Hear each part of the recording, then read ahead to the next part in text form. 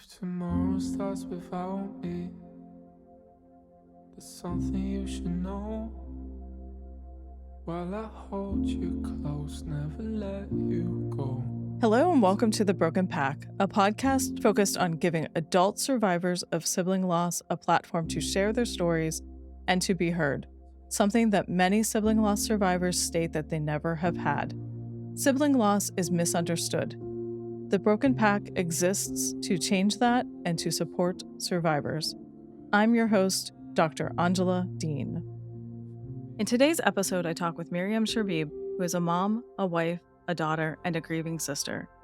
She's also a kind, loving soul that I have been honored to get to know over the past few months. Her love for her brother Hamza and the story of her loss moved me, and I hope that they touch you as well. Second guessing, 'cause you never know, you just never know. So today I'm joined by Miriame. She's the founder of Speaking Justice and a training and programs facilitator at Ethos. Thanks for joining us today. Thank you so much. You're welcome. It's so good to see you. Did you want to tell us a little bit about yourself? I think you said a lot about what's important for me. Family is important for Mhm. me, and my work is my passion. I work in the industry of diversity, equity, inclusion, and belonging. And it's definitely something that is aligned with my purpose. And I'm very happy and proud that I'm been able to find something that really gives me a lot of purpose, a lot of meaning in my life. Mm. I said family, friends, community. That's something that's all these things are really important for me in my life. I spend a lot of time with my family, where it's on the phone or physical presence, and same with friends and community. And I have friends, community, and also family all over the world, literally in, is it all continents? Almost all continents, like Oh, Asia wow. and North Africa, Europe, North America, and South America. Yeah. That's fantastic. So coordinating time zones to get together. It's easy. It's easy. Oh. I'm so used to it. I'm so used to it. After years, just get used to it. Yes, it takes a little bit of kind of structure and Mhm. habit to be able to do that. Yeah. And I think, as you probably mentioned later, that probably played a little bit of a role in your story, from what I gather, Yes. being on different parts of the world. Before we get to the story, what would you want our listeners to know about your brother? Hamza was a it's a very gentle soul and extremely funny. It's like the funniest person I know.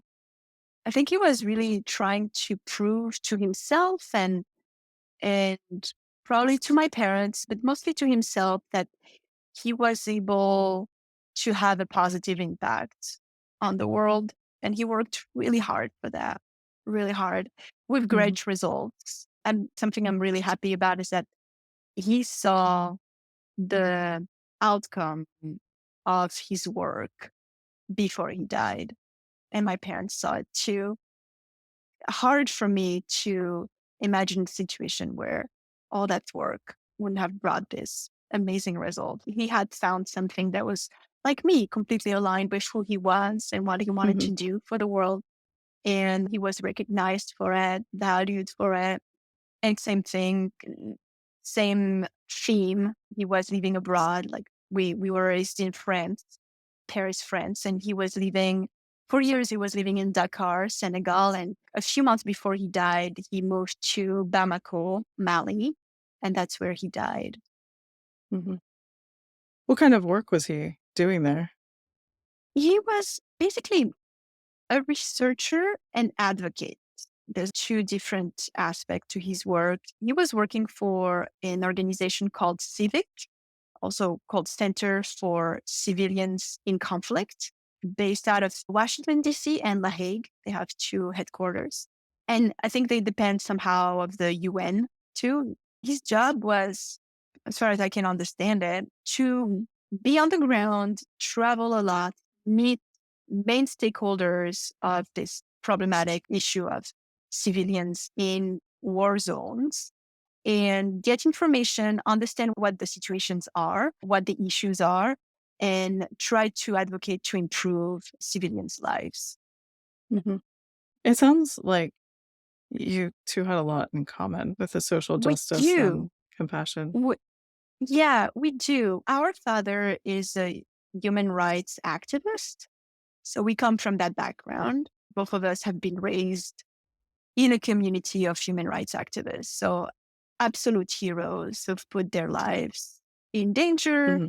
to bring democracy in North Africa and also defend immigrants' rights in Europe.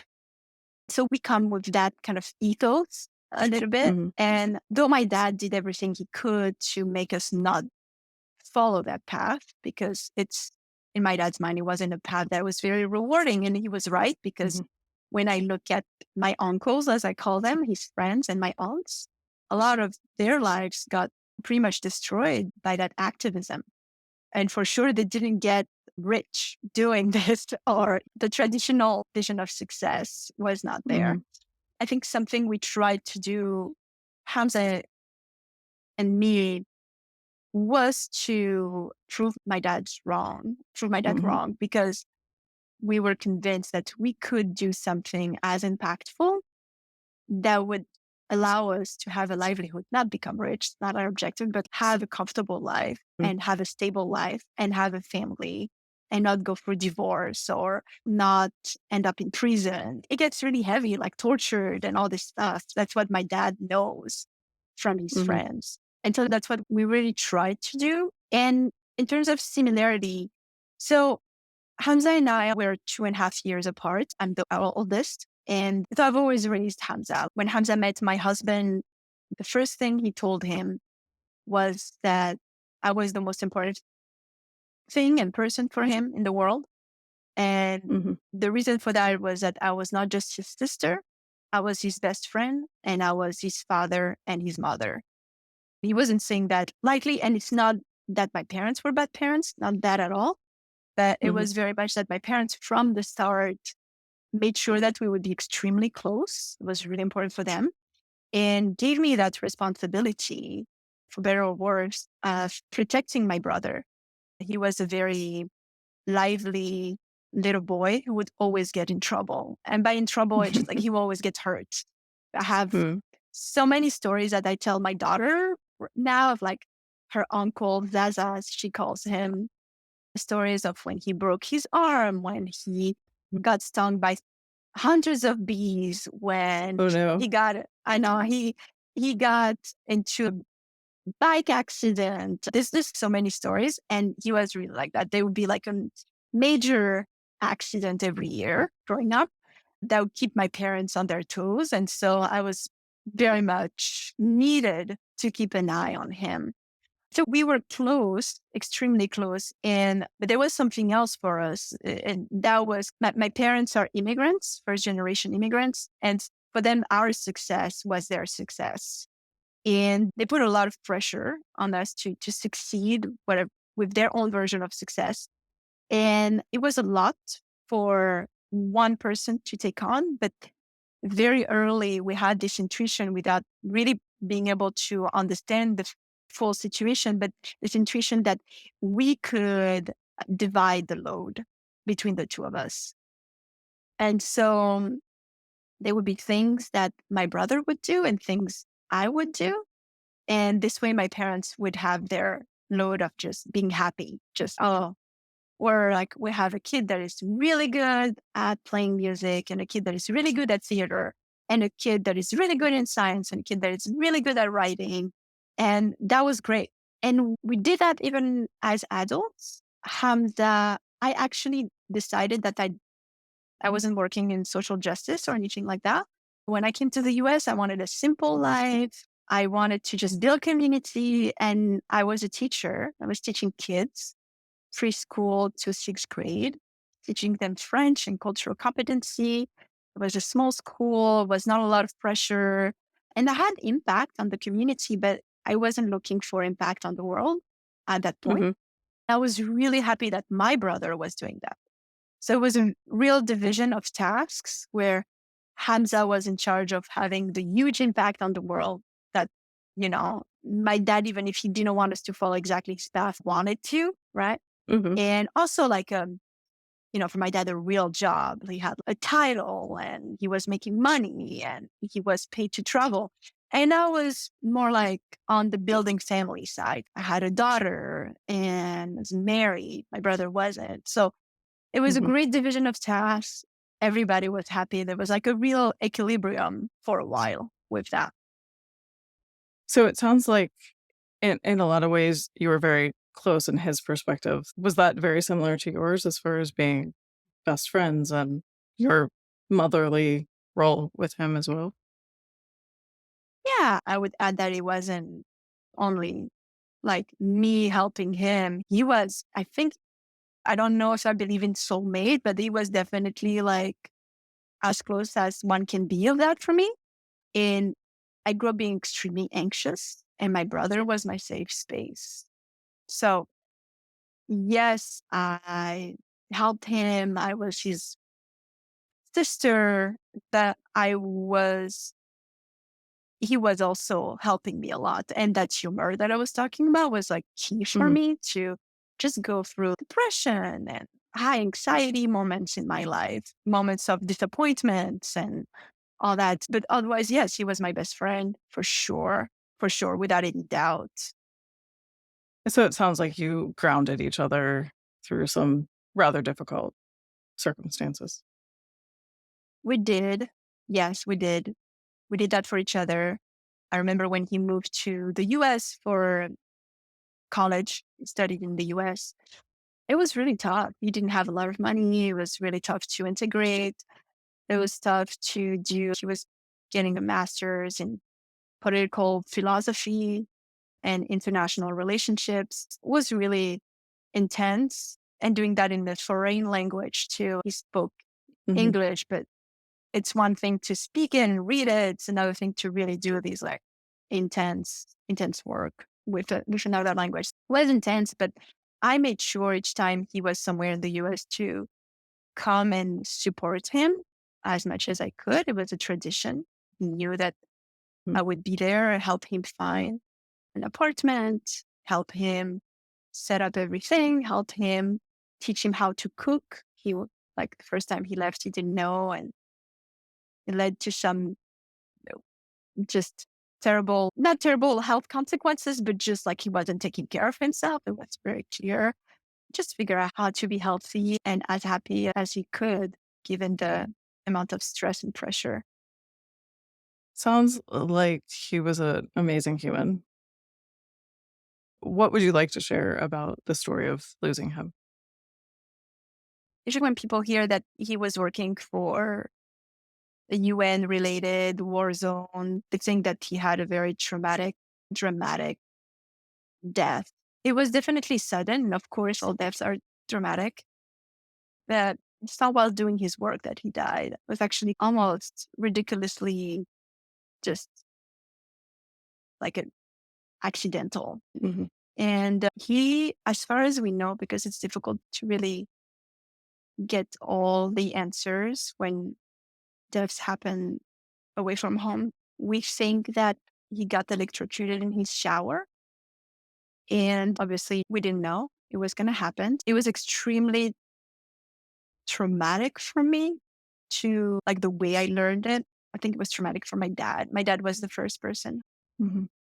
who in the family received the call from Hamza's boss, who was it, who was an amazing human being, like the head of Civic, the head of the Center for Civilians in Conflict, Federico. And I have so much compassion and very gratitude for Federico and how he tried to break the news to my dad. How do you do that? And he Right. did it. My dad was commuting. He was in the metro in Paris coming back home. And for me, it's hard for me to imagine my dad suffer. It's very hard. Hmm. And I think a lot about the 45 minutes between the moment he learned and the moment he made it home. Mm. And then the wait for my mom to come home and tell her. So your mom hadn't known until your dad told her. Yes, because I think the emergency Yeah. number they had was my dad's. My mom is a teacher and she was working late, so she came home. And that too, my dad having to tell my mom. And then the way I learned it is that I was teaching that day and I had a lunch break and I had a tablet, like back then, didn't have a phone. And on my iPad, I had Skype, and that's how I would call my parents and my brother. And I noticed that my parents had called me like 7 times. I was like, Ugh. oh, that's bizarre. I should better like try to find a quiet place and call them back. And I called, they didn't respond, didn't answer. Mm. And then I noticed that actually there was a voicemail. And I listened to it, and they didn't leave it.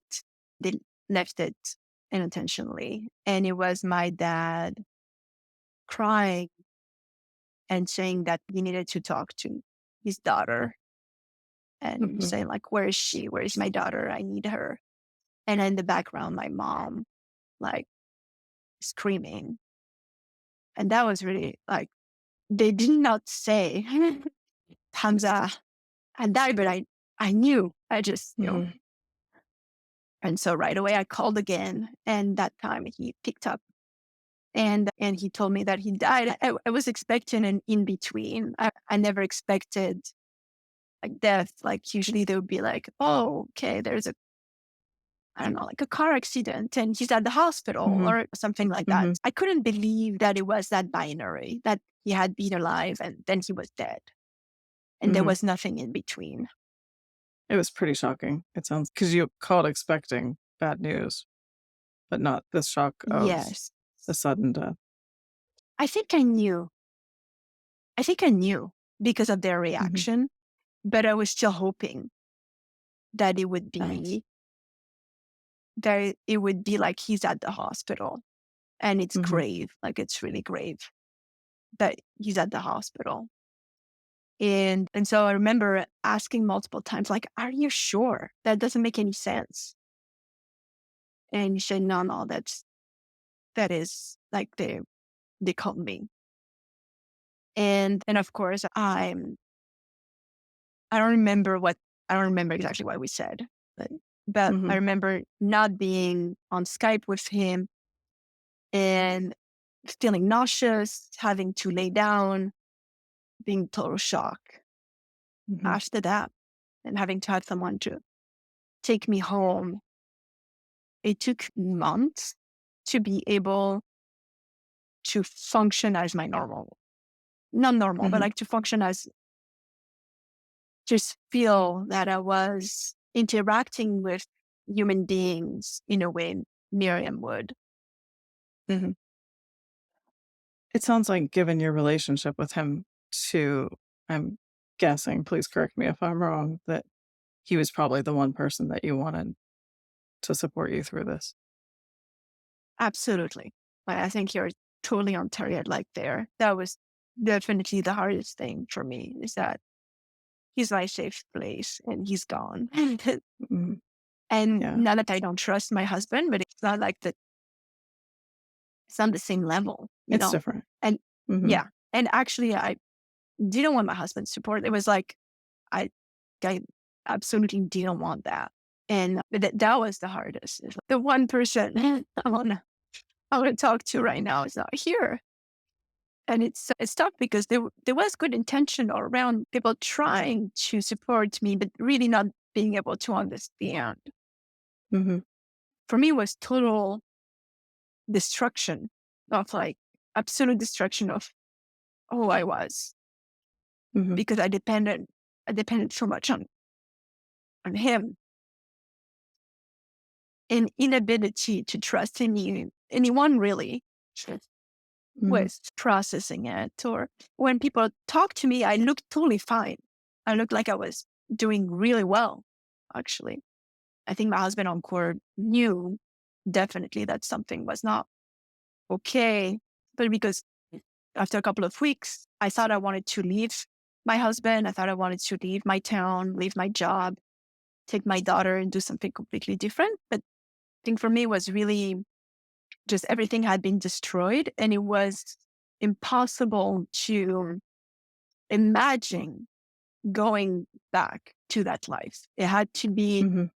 if I wanted to stay alive, which I knew I had for my daughter, it had to be something completely different.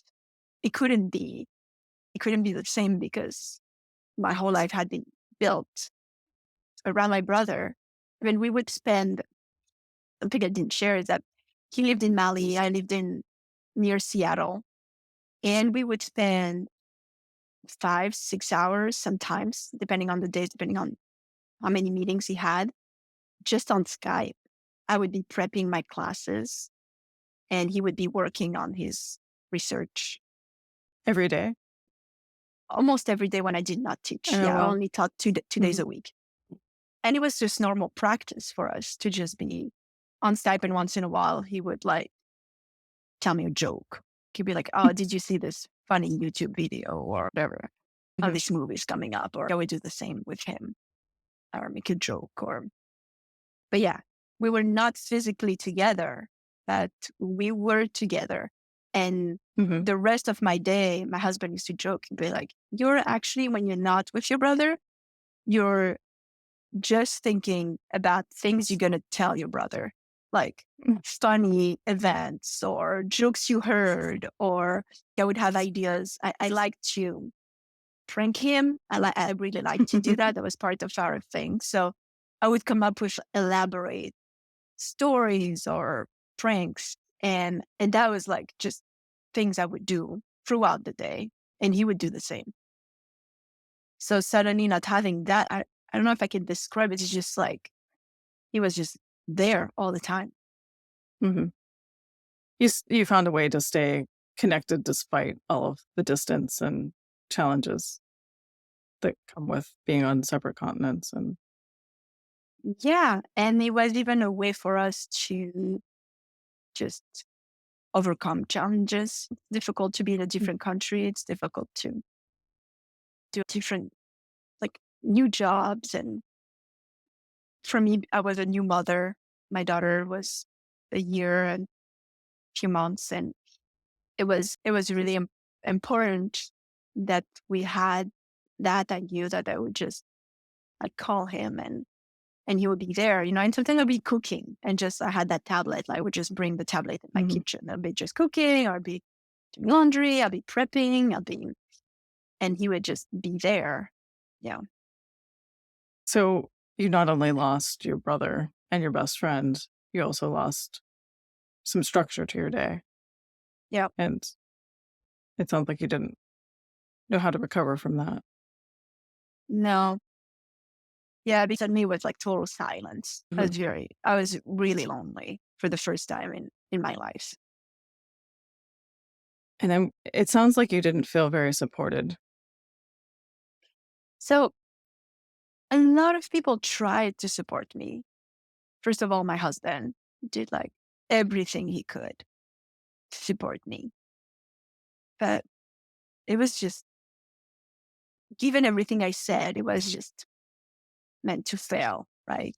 He couldn't Mhm. until I was ready. No one Mhm. could. And a lot of people showed up and really supported me, supported my parents the way they could, but that was not gonna just fill out the gap, the big hole that I was Mhm. feeling suddenly. And really, when I said that Hamza and I built our identities kind of like around each other, knowing that safe was our relationship, because again, my parents were great, but they were not feeling safe to us. There was like Mm. pressure, judgment, a little bit of emotional abuse here and there, sometimes some physical abuse. They were not safe. There was a lot of love for them. We loved them a Mhm. lot. I still take care of them. I still admire them for a lot of things that they've done and challenges they've overcome. but they were not safe for us. That was very clear for the two of us. So we very much grew up feeling that the structure, the pillar, the safety was our relationship. Mm-hmm. And with that, we've built our identities around each other. And suddenly losing that was a real I didn't know who I was. I didn't know my values. Like, I didn't know who I was, didn't know my values. I knew I was a mother. That was very clear to me. And that did not change, especially because when my daughter was born, my brother decided that my daughter would be his favorite person in the world. So you got replaced a little bit. I got replaced, but it was fine with me. It was like totally fine. But yes, there was this thing where my brother was absolutely dedicated to my daughter.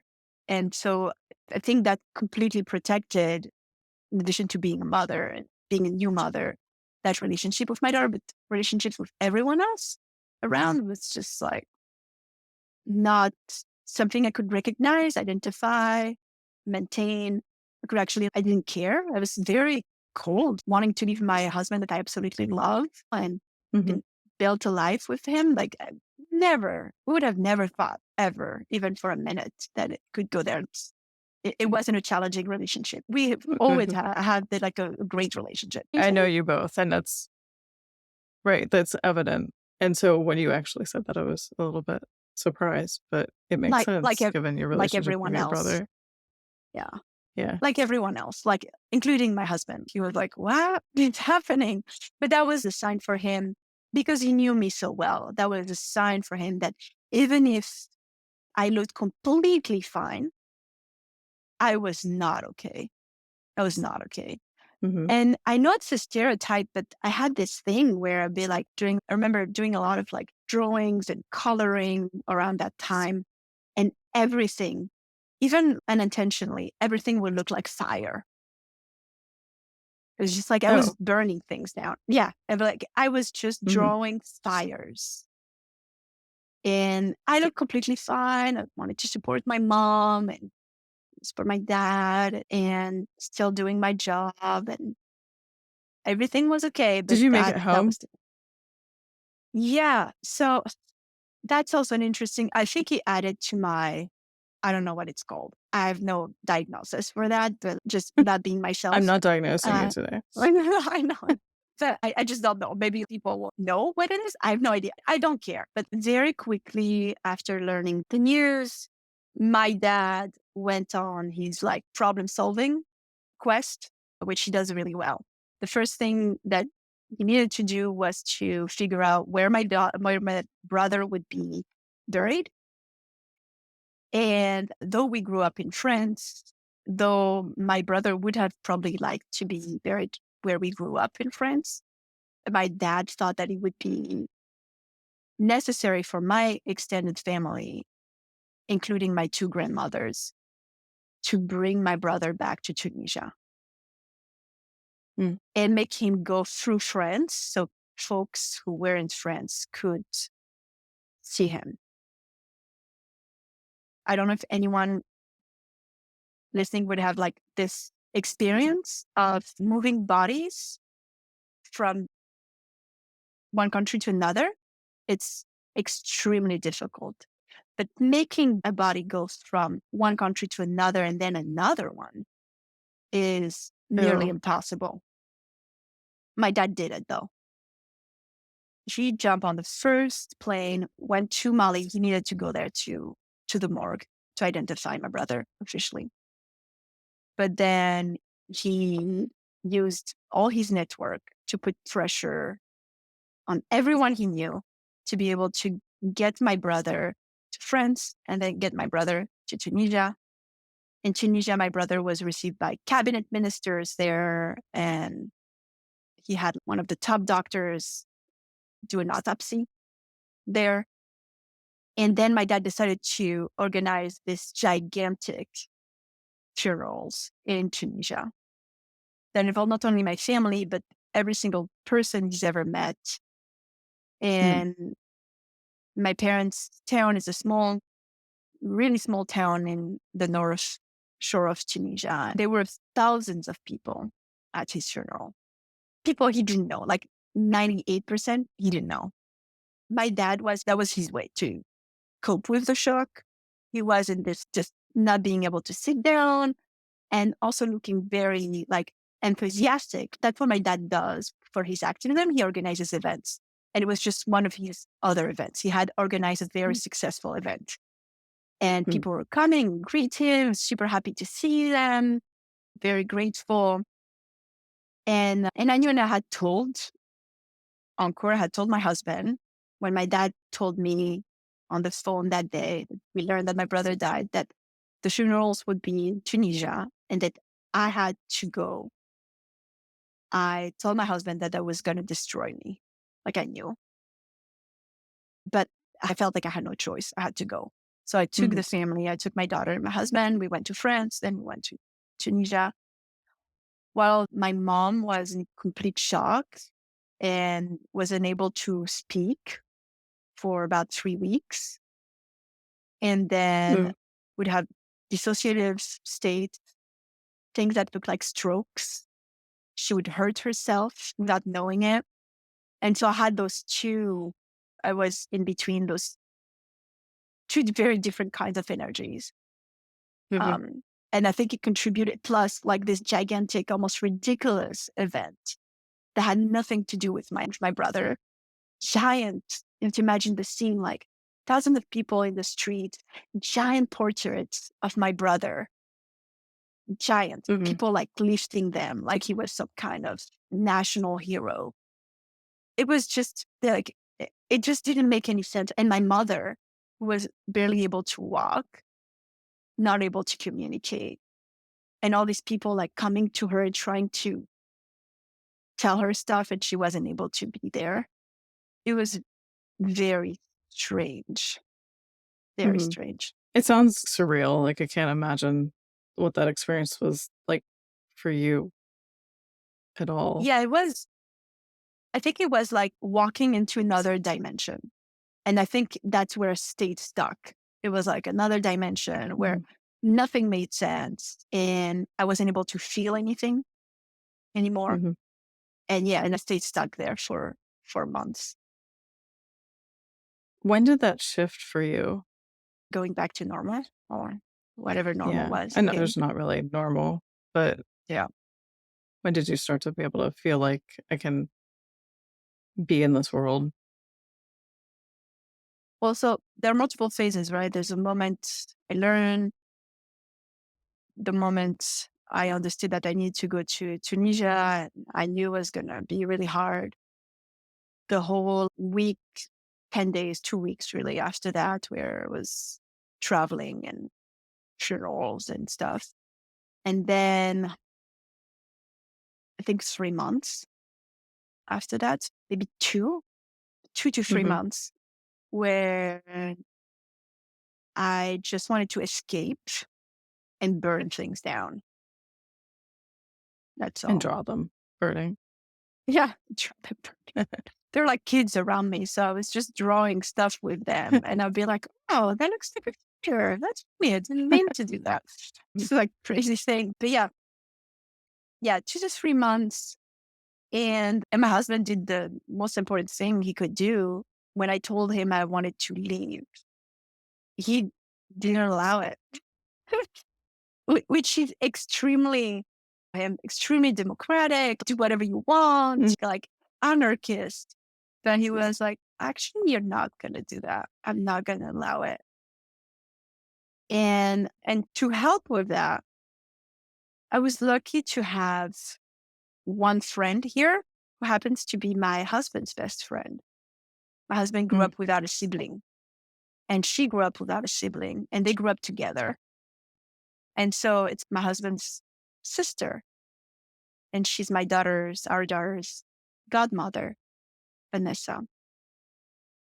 And I remember that it is Vanessa that told me in her very gentle way that basically something was wrong with me. And then suddenly I was like, oh, if Vanessa is saying it, Vanessa is, if I had my list, like Hamza is like really at the top. For some reason, I couldn't trust my husband for a while. Don't know why. But Vanessa was a person I could hear. Like, oh, if Vanessa is saying this, that she's the person who's like the least judgmental we can imagine. If Vanessa is saying this, she must be right. The day I told my husband that I was leaving, it was changing life. He was like, no, you're not going to do that. And you're going to talk to Vanessa. That's when Vanessa told me, yeah, I think something is wrong. Like, she was like, Mimu. She called me Mimu. No, that I'll be with you, whatever you decide. But I think something might be wrong. And he said, you should go see a therapist. I hadn't thought about that for some reason. I said, oh, okay. And I saw this amazing woman, Pat, who lived in my town. And she told me something that I would never forget. She said, listen, Miriam, it seems like in your situation right now, a lot of people are going to tell you what to do. I'm not going to tell you that. I just promise that I'll be an advocate for yourself. That's all. I'll be there listening, and I will always make sure that you're able to listen to yourself, because a lot of people are going to come after you. And it's true. And we have a lovely community, but when they learned that I was just wanting to leave, and there's like a lot of people not reacting really well. And so Vanessa and that therapist really helped me just be like, they were extremely obviously non-judgmental and loving, and plus my husband sticking with me and being like, you're not going anywhere. Like, I'm sorry. And then Pat also told me, and she said, the only thing I'm going to tell you is to not make any decision right now. You can decide to leave whenever, like if you want to, but let's take a couple of weeks and not make any decision. And she said, and if you decide to leave your husband, that's quite terrible. If you decide to leave your husband, do not leave your house, because you would be in trouble if you did that. Don't be the one leaving the house.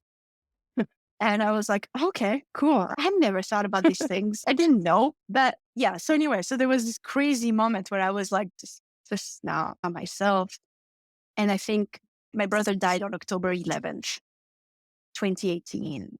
And by January, we went back to France in December for a couple of weeks. And by January, when we came back, I think already in December, already in France, I started feeling guilt and shame. And it was really hard for making my husband suffer. And then by January, I was able to be like, okay, this is really what's happening. It seems like I was unable to process this pain. And instead of processing it, I just threw it at Encore. He didn't deserve it. And tried to, in a way, I think, just make him understand my pain, right? Because I'm his most important person. And you were, in essence, abandoned by your not intentionally, but abandoned by the most important person. Yeah, because my husband couldn't understand, right? Doesn't have a sibling, and never happened to him. So he had never experienced death, close death that way. So yeah, for anyone outside, I think it was clear what was going on, but it took me 2-3 months to really first feel like this horrible, intense pain, and then being able to process it. And then suddenly, only after that, was I able to start the grief process. Where do you feel that you are in that now? I'm not sure, because it still absolutely sucks. It's horrible. Yeah, unfortunately, yeah. I'm not like, oh yeah, this is great. Whatever it happened, that was hard. And now I see the meaning of this. No, there's still no meaning. It's still terrible. I still hate it. Do I think I'm a better person after this? Yes. It forced me to be a better person. Did I finally, after months, like completely change my life? aligned my actions with my values, worked really hard towards that, got the job I wanted to get, also to compensate, right? Because we had this Mhm. unbalance suddenly, but being like, okay, now I need to take ownership, do what I feel like I'm supposed to do in this world, not hide behind Hamza, but really do it. Yes. So my life has changed. I don't think I was a terrible person before, but it really forced me to show courage and demonstrate strong ability to just do difficult things and not try to avoid pain. So all that is obviously great. All that is obviously directly linked to this traumatic event. But I swear that if that if my brother could come back and then I could go back to where I was, I would just do it without any hesitation. Well, of course. It sounds like despite all of this, you've been able to move forward, and that grief is always going to be there. Yeah, after all that like craziness of the first months, suddenly I had energy that came. I think it was a year and something later. There was a moment of transition where obviously there was a lot of healing to be done in my relationship with my poor husband, and only I need to process a lot of things. So I think in January 2020, I woke up one day. My brother was an amazing classical guitarist, and I had never touched the guitar before. I didn't identify as a musician because it was his thing. I was Mhm. theater, he was musician. And in January 2020, I woke up one day and realized that I needed to play the guitar, to learn how to play the guitar. And I've Mhm. done it, and I've worked really hard. And same time, I decided to start my own business, Speaking Justice, and I worked really hard. And so around January 2020, suddenly, I could feel a huge amount of energy. It might also be because my daughter was suddenly more of a toddler and more independent. All that obviously came together. But suddenly I was like, I needed to learn the guitar. I needed to have some, I need to develop like my spirituality was something that I had never looked at before. I wasn't raised in a spiritual or religious household at all. And so I worked on spirituality. I worked on meaning and purpose. I worked on creativity, and the guitar for me was creativity and spirituality. It's music is deeply spiritual for me. And I started doing all these things, just like completely, yeah, like huge wave of energy. And I still feel maybe less, obviously, than 2020, but like a lot of that still is with Mhm. me. I'll say that it sounds like this was a way of staying connected with Hamza, with the music. I think so. Though it's But just to be like clear, it's you difficult. were amazing. I've heard you. You were amazing at the guitar, so Thank you. Yeah. you're Yeah. welcome. The obsession, I don't know if I would have been able to be as obsessed by it if it hadn't been for my brother. Though it's tough to say because when I'm playing the guitar, I'm not like, oh, I'm communicating with my brother. It's not like that. It's Mhm. absolutely not like that. And I'm not trying to compete with my brother at all either, but just something that has become central to my life in a way that it was central to his life. So in that period, those few months when you felt not connected to yourself before you saw the therapist, was there anything missing that you wish now you would have known or people could have helped you with? That what Pat and basically Vanessa told me, which was like, slow down. Like something is happening. Mhm. You're not feeling it, but something is happening inside you. Like when Vanessa said something is wrong, she didn't say something is wrong with you. She didn't say it that way. She didn't mean that, but like that something was happening inside me. And it was a very important moment for me to slow things down. And so I wish I had known that. I wish I had known that my first instinct would be survival. And what I know of survival was avoiding the pain. I wish I had been able to allow myself to not work for like months and be in dialogue with, I don't know, with my husband. Just try to, I'm not sure that just Hmm. allow for more space with that. Yeah, I think more space and slowing down. Hmm. Do you think it would have been helpful to have a community of other people that understood this kind of loss, even though they're all different? It's funny though, because I was avoiding it. So I think it would, yes. And I was avoiding it. I don't remember if it was one person or two that shared with me around that time that they had also lost. It wasn't really siblings, it were like cousins or people who were really close to them. And actually, there was a person who had lost a sibling, and I just, I was trying to avoid that. So Hmm. I think it would have been good what Encore said. You have to go someone to have like, Hmm. this is just part of the process. I think I wouldn't have Right. discussed that if it was just like, oh yeah, this is common practice.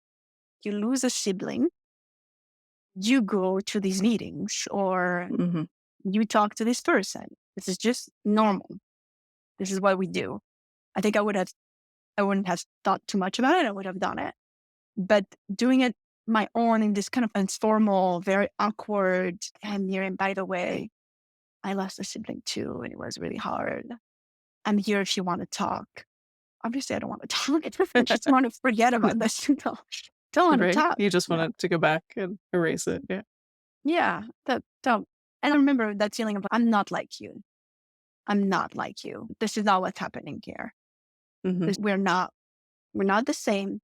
It's not when obviously there could have been a lot more there. But I remember like being like, no. Or if they were like in the case of the cousin, I remember that's so mean, just like being, oh, thank you. Yeah, sure. And then thinking something like, it's not your brother. You don't Hmm. get it. Or even with the other, I don't know. But it was just, I think giving me that freedom was Yeah. not, or honestly, it's more the informal. Hey, call me if you need to Hmm. talk. That wasn't something that was working for me. And even more like, there is a structure. This is what you do. This is just the normal method. That's how I respond. There is a method, or there is just, this is the normal process. There's like steps. You do this. That makes sense. And that's rather common in these type of losses is because one, as you know, what we're doing here is there's not a lot out there. So we're trying to build that. But in these losses, everything's out of control. You just want someone to give you some guidance and control is what I'm hearing to say, this is where you need to go and this is what you need to do. Yes, absolutely. I think the control thing, it's obvious from my story, it was like huge. Just having everything destroyed and trying to find some kind of meaning. But yeah, I think a structure would have been really nice. And unfortunately, we're not in a society where, like Tunisia, where there is a structure. It's like after 30 days, something happened. After 60 days, something happened. And it's totally normal to be wailing and expressing a lot of grief loudly, publicly. Tunisia is very close to Sicily. So people sometimes like have images of Sicilian like funerals where it's very close to that. It's very close. So it's okay to be in this kind of like demonstration. It's because the community is safe and you know that there's going to be an end to it. But during that period of time, it is completely okay to melt down and just not have people feed you, have people carry you. Hmm. It is actually expected. If you don't do that, something is wrong and there might be a need for intervention. So having gone to Tunisia and having that event that you couldn't relate to, and then coming back and being alone, sounds like it was wildly difficult to understand. Yeah. And I was really trying to find, obviously, to find the person, someone, anyone. And I thought I found that person was wrong. And then But I didn't want my husband to be that person. It's just, no, you're just like different category. But it was highly confusing. Yeah, that isolation, the loneliness was just killing me for sure. And obviously when I went to Tunisia, my aunts and everyone around was very demonstrative and were doing their thing. But because I wasn't raised there, and I was also going back and being like, okay, I took 2 weeks off from work and then I'm going back to work. For me, it was like, it was a shock. Though if I had stayed there, it would have been, I think, what we've talked about, like more of a structure, like just context, and people understand, people know the expectations. No one expects you to work for any amount of time. Just you're there. But that, okay, I'm witnessing this is so weird. And it's in this weird context, or my dad is like acting bizarre. And I also know that I'm going back to something completely different.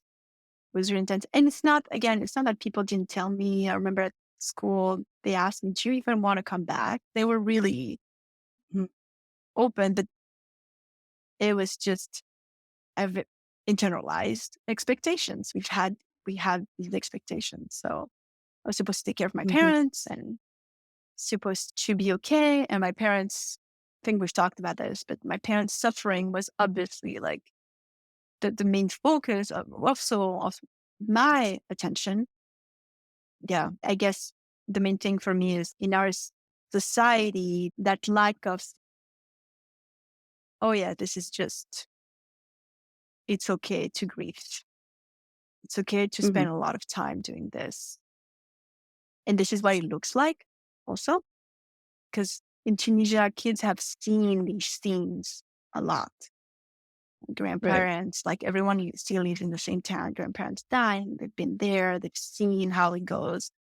So they know what it looks like. I don't know what it looks like. I don't know. Is there one of your favorite memories of Hamza that you would like to share and leave us with? When Hamza moved to New York, he was going to study in Columbia, and not a lot of money. It's really tough.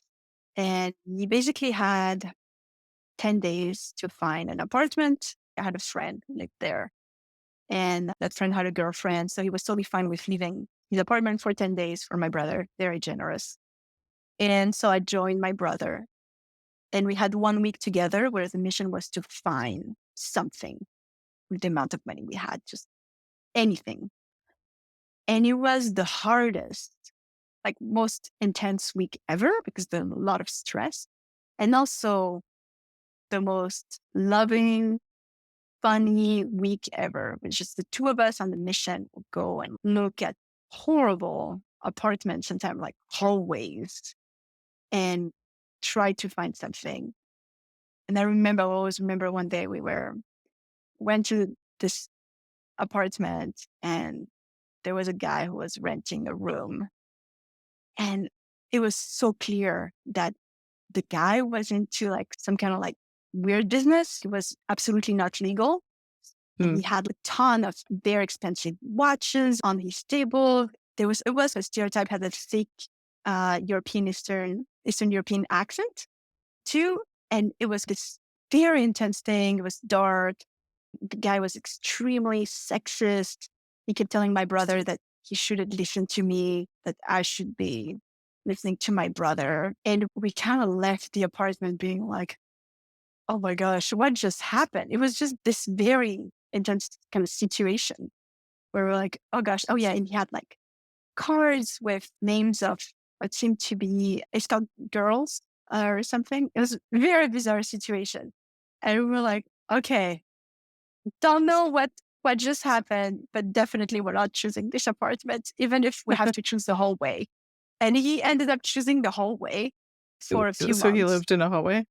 He lived in a hallway for a few months. It was so hard, but that was just the choice. And it was honestly the hardest week and the funniest week ever. We're just like walking all across New York, desperately trying to find something, and having this guy like sketchy situation, but being really happy that it was together. My brother was so grateful that I was with him in that apartment, just being able to one in terms of safety, but also just realize being like, is that me? Or this situation was really wrong? No, it was really wrong. That was really bad. And we're not sending you there. So anyway, it was a great moment for us of just, if he had been alone, he would have been extremely depressed, I think. And we turned it into this kind of like week that we would talk about forever. Very funny week. And actually, I'm sending you a picture, and I think the picture is from that week. And there's nothing sad or stressful about it. It's us having a great time, even if it was indeed difficult time. He finally found like something that was great, but it took a couple more months to find something. Yeah. Well, that's awesome. Thank you for sharing that. It sounds like your counselor was very well versed in grief and good with this whole situation. Was there anything that you wish she had known or been able to speak to about your loss specifically? I think Pat was, honestly, I was so lucky, was on target every time. Like it was really intense when suddenly I realized what I had tried to do and how much pain I had inflicted my husband and the judgment from a lot of people. She was, with my friend Vanessa, like the person there to make sure that I understood that what happened was a survival strategy. And that it was nothing about saying that I was a bad person. So I will be forever grateful for Pat. That's good. Yeah. It sounds like that was a positive experience. It Well, was. thank you for sharing everything today. It was great to talk with you and hopefully use this information to help other people. That's okay. Oh, thank you, Angela. What you're doing is so important. And I'm very grateful for you. I'm grateful for you as well. Thank you so much for listening. Our theme song was written by Joe Mylward and Brian Dean and was performed by Joe Mylward. If you would like more information on The Broken Pack, go to our website, thebrokenpack.com. Be sure to sign up for our newsletter, Wild Grief, to learn about opportunities and receive exclusive information and grieving tips for subscribers. Information on that, our social media, and on our guests can be found in the show notes wherever you get your podcasts. Please follow, subscribe, and share. Thanks again. You're second guessing, well, you never know, you just never know.